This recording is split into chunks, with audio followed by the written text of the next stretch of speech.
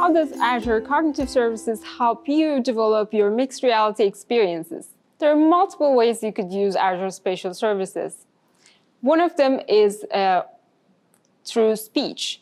We have text-to-speech, speech-to-text services that you can use to extend your interactions. You can read information back to your user, or you can give the option to your user to have some voice commands. The other great one is the vision.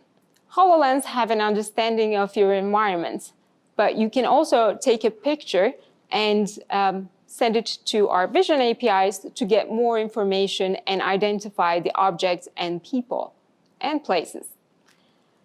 The other great one is search.